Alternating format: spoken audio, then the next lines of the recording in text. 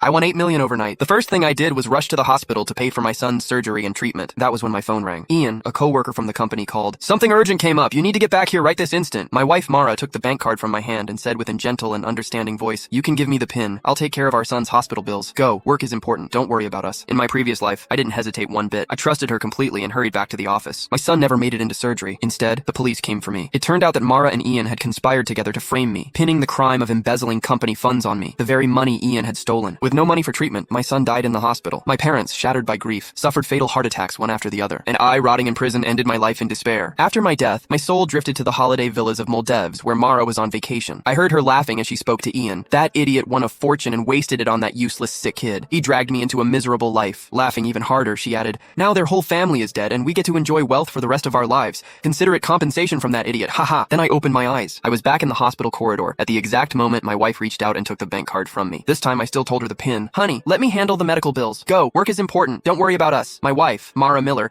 held the bank card with $8 million inside tightly. She might have sounded gentle and understanding, but her eyes were gleaming with triumph and excitement. In my previous life, I had trusted her completely. I did not expect her to take the money needed to save our son, Jaden Lowe, to conspire with my colleague, Ian Staffer, and frame me for embezzling company funds. I was then sentenced to 10 years in jail, and Jaden died in the hospital, receiving no treatment. Even my parents died of heart attacks one after the other. Their bodies were left on the streets with no one to help. When I was given another chance at life, hatred was raging in me. I wanted to tear that vicious woman into pieces with my bare hands. However, that would only land me in jail once more. It was not worth it. I was going to use a different way to make Mara and Ian pay the price. I gripped her wrist tightly and said with a strong hint, thank you for dealing with the hospital. This is the money needed to save Jaden. Don't wire it to the wrong account. After all, in the previous life, Mara did not wire the money to the hospital's bank account, but instead to Ian's other account. Mara's eyes had a pang of uneasiness in them. She said shiftily, don't worry, I won't be that careless. I replied with a smile. All right then. I turned around and my smile instantly vanished. Exiting the hospital, I sneered and called the police. Hi, I would like to report a financial crime. 2 minutes ago, I was scammed out of $8 million.